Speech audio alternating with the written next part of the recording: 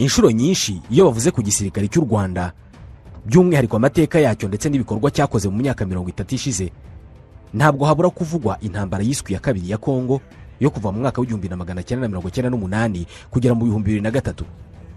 by'umwihariko muri iyi ntambara havugwamo igikorwa cyamenyekanye cyane ku izina rya Operation Kitona. Iyi Operation Kitona ni igikorwa cya gisirikari cyakozwe mu buryo busa n'ubutarumvikanye kuri benshi, ku buryo kugeza n'uyu munsi iyi operation irakigishwa mu mashuri ya gisirikare hirya no hino kubera ubuhanga yakoranywe. Ni igikorwa cyayobowe na General Retired James Kabarebe, ni umusirikare wamamaye cyane mu karere ndetse n'ahandi ku isi. Uyu munsi ni umunyamabanga wa leta ushinzwe ubutwererane bw'akarere muri Minisiteri y'Ububanyi n'Amahanga. Reka tuvuge kuri iyi Operation Kitona. Iki kiganiro mu kugitegura twifashishije inyandiko yitwa The Kitona Operation, Rwanda's Gamble to Capture Kinshasa and the Misleading of Enali, yanditswe na James Steiskal. Ni umuhanga cyane mu bijyanye na politike n'umutekano mpuzamahanga ndetse n'amateka y'igisirikare ku isi. Uyu nguyu yanabaye muri ambasade ya Leta Zunze Ubumwe za Amerika i Kigali mu Rwanda kuva mu 1997 kugera mu 2000. Byatumye abumwe mu bantu bafite byinshi bazi ku ntambara yiswe ya Kongo ya kabiri. Byamuhaye ubushobozi bwo kwandika kuri iyo Operation Kitona. Nza abantu baherutse kuroko ku rupfu n'izindi ndwara zari kubagiraho ingaruka zikomeye kubera ko bagize amahitamo meza. Ni abantu bagize umugisha bamenya ivuriro Eva Life. Mu ivuriro Eva Life nahivurije umwijima, nivuriza n'iby'amabanga y'abashakanye, bankoraho riraka, n'abahanga pe. Aba ni abantu ubaza ikintu cyiza giheruka kubabaho bakakubwira ko ari ukumenya ivuriro Eva Life. Nyuma yo kugira ikibazo cy'imisemburo mike bandangiye ivuriro Eva Life, ndarigana baramfasha, icyo kibazo kirakemuka. Nyuma naje kujyana n'umubyeyi wanjye afite ikibazo cya hypertension, ubu ngubu ni muzima. Nashishikariza abantu bafite ibibazo by'imisemburo bigatuma batabyara, bigatuma imihango yabo itaza neza nk'uko bikwiye, kuba mwagana ivuriro Eva Life bakabafasha. Ni ivuriro rivura indwara zitandukanye hakoreshejwe imiti y'ibimera itunganijwe neza mu buryo bw'ibinini, ibisukika cyangwa liquide ndetse no mu buryo bw'ifu poudre. Aho waba uherereye hose ku isi ugakenera imiti ya Eva Life, abadoktori baho bayikugezaho kubera ko bakorana na DHL igeze ubutumwa hariho hose ku isi. Indwara z'imyororokere zirimo izitera kurangiza vuba no kubura ubushake, indwara zifata abadamu, indwara zifata umwijima, amara, igifu, asma, diabete n'izindi. Banafasha bifuza kureka ibiyobyabwenge. Eva Life ikorera Nyabugogo. Bahamagare cyangwa ubandikire. Icyo Eva Life ikora ni ugutanga icyizere cy'ubuzima. Mu kwezi kwa gatanu mu 1997 ingabo za AFDR zari ziyobowe na Laurent Désiré Kabila zigaruriye umujyi wa Kinshasa, binashyira iherezo ku myaka 32 y'ubutegetsi bwa Marshal Mobutu Sese Seko. Izi ngabo za AFDR za Laurent Désiré Kabila zari zihuriyemo abanyarwanda ndetse n'izindi ngabo z'ibindi bihugu birimo Burundi na Uganda. Zikigera Kinshasa nta kindi cyakurikiyeho uretse kugeza Laurent Désiré Kabila ku mwanya wo kuba perezida wa Zaire, niko icyo gihugu cyitwaga icyo gihe. Ndetse mu byo yahise akora mbere y'ibindi byose ni uguhindura iryo zina, iki gihugu kikitwa Repubulika ya Demokarasi ya Kongo. Ubwo ni nabwo nyuma yo gushaka uwamuyoborera ingabo yahisemo James Kabarebe, wari umuyobozi wa gisirikare wa AFDR. Yari afite ipeti rya koloneli icyo gihe. Yamugize umugaba mukuru w'ingabo w'igisirikare gishya cya Repubulika ya Demokarasi ya Kongo. James Kabarebe mu byo yakoze byose kwari ugufasha Kabila ngo abashe kugira inzego zihamye za gisirikare, kubera ko niwe wari mu gisirikare cya Kongo. Kabila ntacyo yari afite. Kabila amaze kuba perezida no kuryoherwa n'ubutegetsi, nibwo ibihugu bitifuzaga umubano we n'u Rwanda byari birangajwe imbere n'Ubufaransa byaje bimwereka uburyo abanyarwanda bari ikibazo muri Kongo.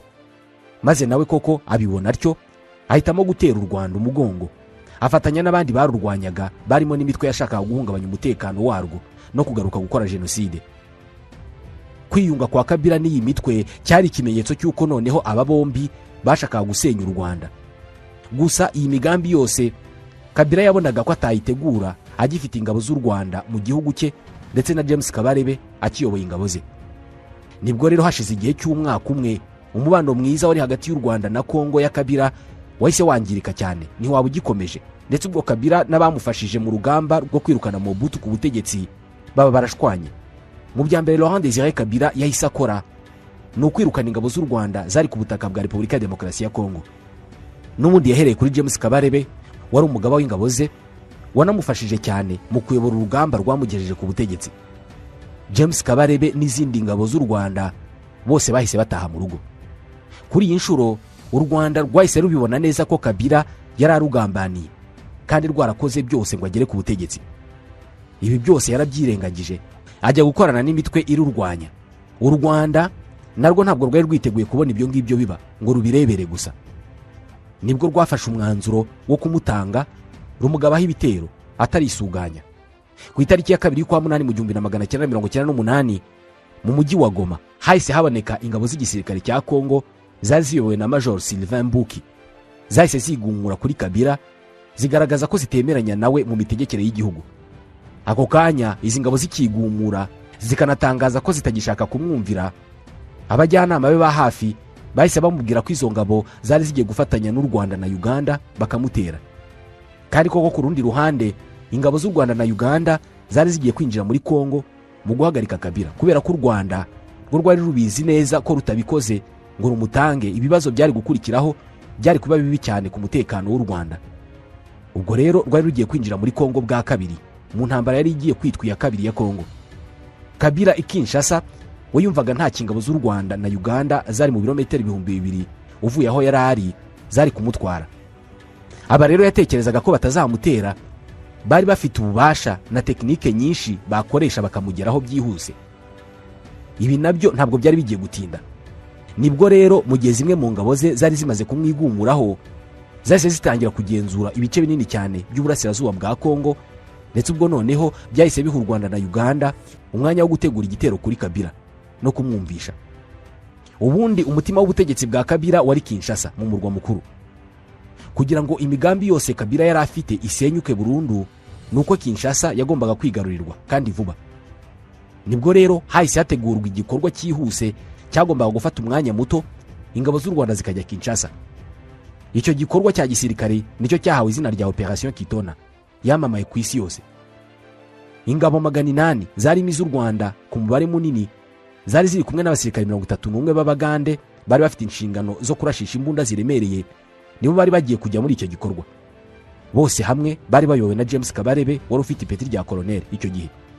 Imibare yari ihari ntabwo kwari ukongera kugenda n'amaguru nk'uko byari byaragenze mu ntambara yo kuvanaho Mobutu, ahubwo hari hagiye gukoreshwa uburyo bushya bw'indege.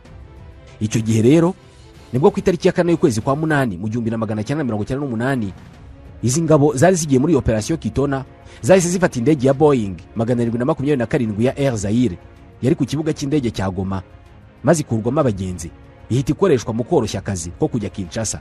Ni mu gihe Kabila we yari arimo atekereza ko ibishanga, amashyamba n'inzuzi biri hagati ya Goma na Kinshasa ari byinshi bitazapfa korohera ingabo z'u Rwanda kumugeraho. Abandi bo bari bamaze gufata indege yagombaga kubagurukana ikabajyana hafi y'umujyi wa Kinshasa. Nibwo rero mu mayeri ya gisirikare yihariye izi ngabo zagurukanywe n'indege zivanwa i Goma zijyanwa ku kibuga cy'indege cya Kitona cyari mu birometero nk'ibihumbi 200 uvuye i Goma. Kitona ni ikibuga cy'indege kinini cyubatswe n'Abanyamerika mu gihe cy'intambara y'ubutita, cyari giherereye mu ntara ya Bakongo. Aha Kitona rero hari mu birometero 550 uvuye Kinshasa. Ugeranije ni Goma, ahangaha hari koroshya akazi ko kujya Kinshasa. Impamvu yo kujya Kitona nanone kwari uko ahangaha hari mu bice by'uburengerazuba bwa Kongo, hafi y'ibyambo bya Kongo. Rero kubanza kwigarurira aka gace kakoraga ku nyanja ya Atlantique byari ikarita nziza mu ntambara, kubera ko ahangaha ku cyambu niho havanwaga ibicuruzwa byinshi byabaga bizanywe n'ubwato bijyanwe Kinshasa ku murwa mukuru. Ubwo rero kwigarurira ibi bice byari ikarita nziza mu gutangiza urugamba kuri Kinshasa. Ku itariki ya 4 y'ukwa 8 mu 1998 nibwo ingabo zari ziyobowe na James Kabarebe zari zigeze Kitona. Zikigera ku kibuga cy'indege cya Kitona, ari naryo zina ryahawe Operation, zahise zigarurira ikibuga cy'indege kubera ko iki kibuga cyari kirinzwe n'abasirikari bahoze mu gisirikare cya Mobutu basaga n'abatariyumvagamo Kabila. Ndetse aba nabo ntabwo byatinze kubera ko minota 30 bahanganye n'ingabo z'u Rwanda baratsinzwe, bamanika amaboko banahitamo kwiyunga kuri izo ngabo. Ubu bwumvikane bwo guhita biyunga ku ngabo z'u Rwanda bworohejwe nuko James Kabarebe bari bamuzi neza kubera ko yari yarabaye umugaba mukuru w'ingabo kandi bari bazi ubushobozi bwe. Yari yarayoboye intambara batsinzwe bakiri kumwe na shebuja Marshal Mobutu. Ubwo rero nibwo bahise batangira urugendo rwo kugana Kinshasa. Kuri Kabila ibibazo byari bitangiye. Ingabo z'u Rwanda zari zimaze kugera mu birometero bikeya cyane hanze y'umurwa mukuru Kinshasa. Urugendo rwo kujya Kinshasa rwatangiye ku itariki ya 5 y'ukwa munani mu 1998, ubwo ingabo z'u Rwanda zatangizaga ibitero ku mijyi yari ku byambu ku nyanja ya Atlantique. Ubwo ni imijyi ya Banana na Moanda, yatandukanywaga n'ibirometero 6 byonyine. Iyi mijyi mu buryo bwihuse yahise yigarurirwa n'ingabo z'u Rwanda, ndetse byihuse izi ngabo zahise zifunga inzira zose zavanaga ibicuruzwa ku byambu bya Atlantique zibijyana Kinshasa. Muri make Kinshasa yari itandukanijwe n'ibindi bice by'isi kuwagerageza kuvayo cyangwa se kujyayo anyuze mu mazi. James Kabarebe yari abizi neza ko aramutse abashije kugenzura ibyambu yari kubashyize leta ya Kabila mu mazi abira, kubera ko ubuzima i Kinshasa bwari kuba ikibazo, kandi ingabo ze zari zimaze kubigeraho kubera ko ubwo zarimo zigenzura ikibuga cy'indege cya Kitona ndetse n'imijyi yari iri ku byambu yari yamaze kwigarurirwa. Hari hakurikiyeho kwigarurira urugomero rwa Inga ruri ku ruzi rwa Kongo. Uru rwatangaga amashanyarazi muri Kinshasa yose ndetse no mu bice by'uburengerazuba bwa Repubulika ya Demokarasi ya Kongo. Ingabo zimaze kwigarurira ibyambu ku nyanja ya Atlantique zakomeje urugendo, maze ku itariki ya 10 y'ukwa munani mu 1998 ingabo z'u Rwanda zigarurira undi mujyi wa Boma. Ku itariki ya 13 y'ukwa munani izi ngabo z'u Rwanda zigaruriye urugomero rw'amashanyarazi rwa Inga rwo ku ruzi rwa Kongo, ndetse ku munsi wakurikiyeho ku itariki ya 14 y'ukwa munani urugomero rwarazimijwe. I Kinshasa umuriro ntiwabukigerayo, hahinduka icuraburindi. Ubwo noneho Kabila abona ko ibintu bitangiye gukomera. Mu minsi 6 yakurikiyeho ingabo z'u Rwanda zagenze ibirometero 110 zigenda zitsinda umusubirizo ingabo za leta ya Kongo, ari nako zigenda zigarurira buri santimetero imwe ku yindi. Aha nta kabuza zari zigiye Kinshasa. Ingabo za Kabila zo zari zimaze kwereka shebuja ko nta bushobozi n'ubushake zari zifite byo guhangana n'ingabo z'u Rwanda, kubera ko abanyarwanda bari ibitangaza mu kurwana intambara. Kabila wari uzi neza ubushobozi bw'ingabo z'u Rwanda kubera ko bwari bwaramushyize ku butegetsi, yarimo abona neza ibigiye kumubaho. Yabonaga ko ari nk'ibyabaye kuri Mobutu rwose. Ingabo ze nazo icyoroshye zakoraga mu gihe zabaga zikubise amaso ingabo z'abanyarwanda kwari uguta imbunda, zikiyambura imyenda yazo, zikiruka zigana mu mashyamba zikaburirwa irengero. Ku itariki ya 17 y'ukwa munani mu 1998 James Kabarebe n'ingabo ze bari bageze ku birometero 30 mu burengerazuba bw'umujyi wa Kinshasa.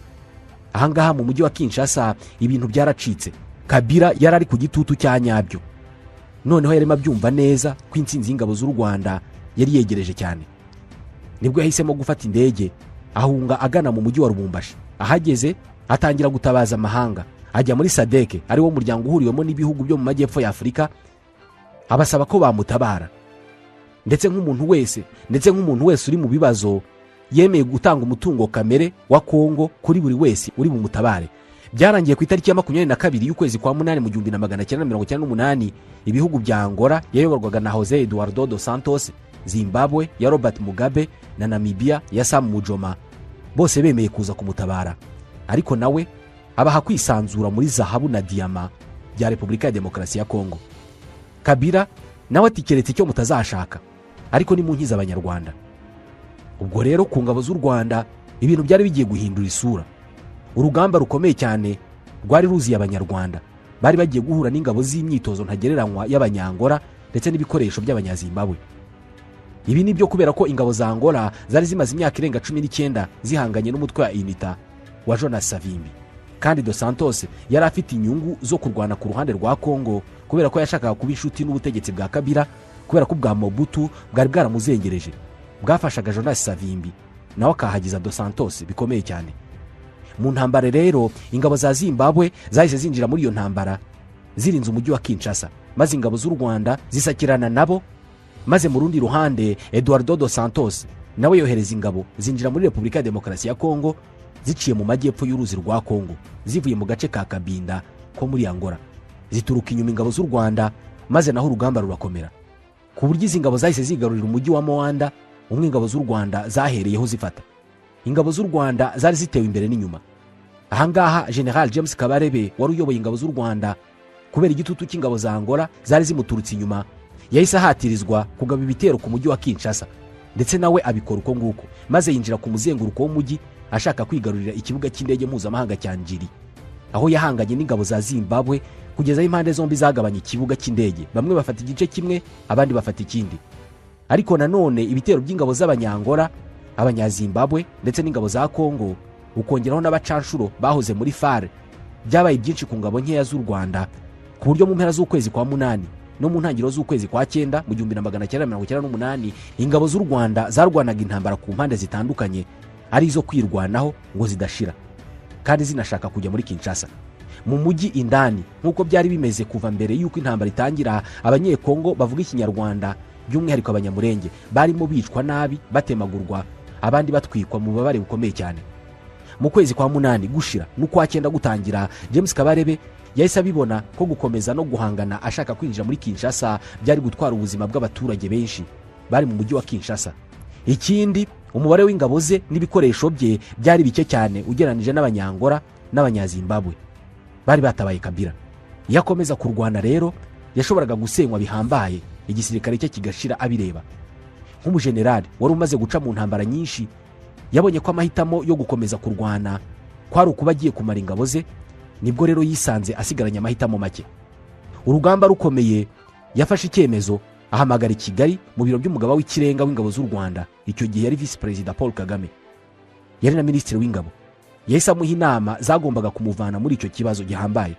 Paul Kagame nk'umujenerali w'igihangange wayoboye urugamba rwo kubohora u Rwanda akanahagarika jenoside yakorewe Abatutsi, ku mayeri ya gisirikari yabwiye James Kabarebe kumenya uko yitwara muri icyo kibazo, kubera ko ingabo z'ibihugu byari bihanganye n'u Rwanda zashakaga gufata ingabo z'u Rwanda mpiri, cyangwa se Abanyarwanda bakemera kumanika amaboko ngo noneho bemere ko batsinzwe, bacyurwe mu ndege nk'ingabo zitsinzwe nyine.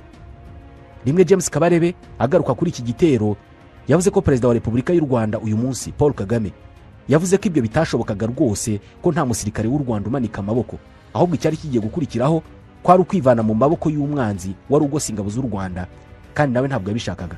Umugaba w'ikirenga w'ingabo z'u Rwanda mu mayeri ye yihariye yabwiye James Kabarebe kuva mu mirwanire y'intambara yo guhangana n'umuntu umurebana, conventional warfare, bagakoresha uburyo bw'imirwanire bw'udutero shuma, guerrilla war. Kandi birazwi neza ko kuri iyi mirwanire Abanyarwanda bari mu beza muri ibyo bihe, kubera ko nk'icyo gihe benshi muri izo ngabo bari barakoresheje uburyo bw'imirwanire mu gihe bahanganaga n'ingabo za FARC, bakaziha isomo rya gisirikare.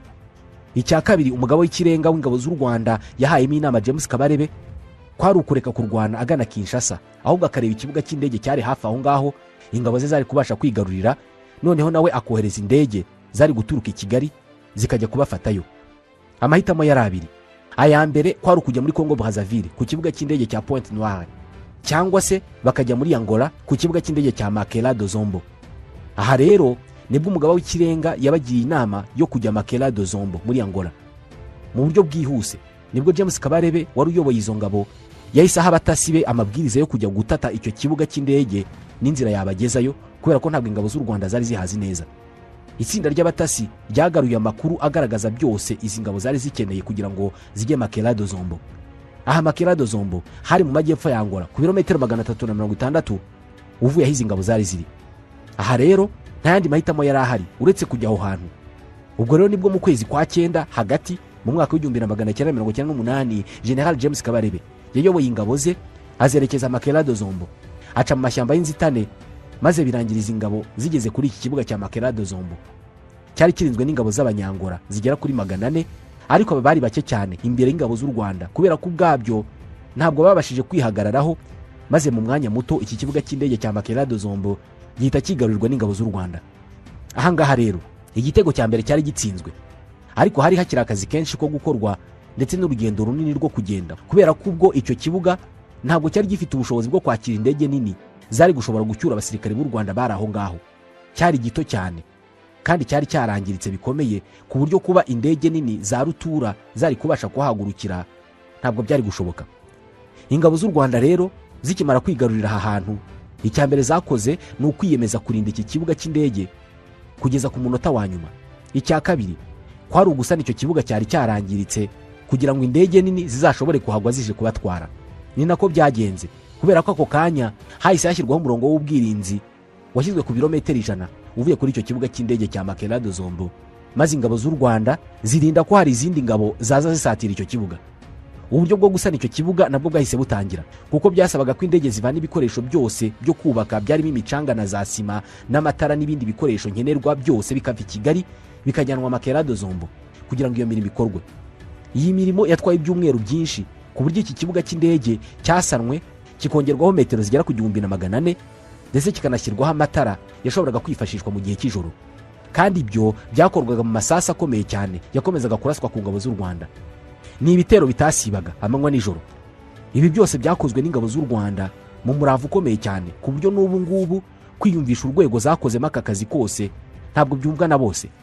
Nyuma yo gusoza aka kazi, noneho mu buryo bworoshye indege nini zahagurutse i Kigali zibona noneho uburyo bwo kugwa kuri iki kibuga cy'indege cya Makera de Zombo mu gihe cy'ijoro kubera ko amatara yari yamaze gushyirwaho. Noneho zatangiye gucyura abasirikare b'abanyarwanda zibazana i Kigali mu rugo. Mu nshuro zigera kuri 30 indege zagiye zijya kuri Makera de Zombo gutwara ingabo z'u Rwanda, ndetse ku rundi ruhande abasirikare b'abanya-Uganda bari kumwe n'ingabo z'u Rwanda bari bafite inshingano zo kurashisha imbunda nini basubijwe i Kampala ari bazima, bakirwa n'ibyishimo ntagereranywa na General Salim Saleh i Kampala. Noneho izindi ngabo z'abanyekongo zafatanije n'u Rwanda nazo zemerewe kujyana n'izindi ngabo, ariko benshi ntabwo babyemeye, bahisemo kwisubirira mu miryango yabo. Abandi bahitamo kuguma muri Angola maze bagana mu gisirikare cya UNITA ya Savimbi. Ingabo z'u Rwanda zari kuri Makera de Zombo zacyuwe mu rugo zose ku buryo byageze mu mpera z'umwaka w'1998 ingabo zose zimaze kugera i Kigali. Ibikorwa by'ingabo z'u Rwanda muri Operation Kitona byagarutsweho mu buryo bwihariye mu nyandiko z'abashakashatsi ndetse n'ibitabo by'abahanga ku ntambara. Byose byagiye bigaruka kuri ibi bikorwa byose tuvuze muri Operation Kitona. Ibi byabaye ibigwi bikomeye cyane ku ngabo z'u Rwanda ku isi, ku buryo iyi Operation Kitona uburyo yakozwemo ni rimwe mu masomo akomeye yihariye yigwa ku isi mu mashuri ya gisirikare mu bihugu bitandukanye. Ni imwe mu nkuru zihariye mu birebana n'intambara zigezweho. General James Kabarebe wayoboye iyi operation ku ruhande rw'ingabo z'u Rwanda kugeza n'uyu munsi n'umwe mu bajenero b'ibigwi bikomeye cyane ku isi yose, uretse n'abanyarwanda bamuzi n'abanyamahanga bamuzi cyane. Nyuma y'iki gihe rero ubwo intambara ya kabiri ya Kongo yendaga kugana ku musozo mu 2002, uyu General James Kabarebe wayoboye Operation Kitona, nyakubahwa Perezida wa Repubulika y'u Rwanda Paul Kagame yamugize umugaba mukuru w'ingabo z'u Rwanda. Izi ni inshingano yakoze imyaka 8 yose kugera mu kwa 4 mu 2010 ubwo yagirwaga Minisitiri w'Ingabo, nabwo amarinda imyaka 8 kuri uwo mwanya, maze mu kwa 10 mu 2018 agirwa umujyanama wihariye mu bijyanye n'umutekano wa Perezida wa Repubulika y'u Rwanda Paul Kagame kugeza mu kwezi kwa 8 mu 2023 ubwo we na bagenzi be b'abasirikare b'abajenero bajyaga mu kiruhuko cy'izabukuru. Uyu munsi ni umunyamabanga wa leta ushinzwe ubutwererane bw'akarere muri Minisiteri y'Ububanyi n'Amahanga.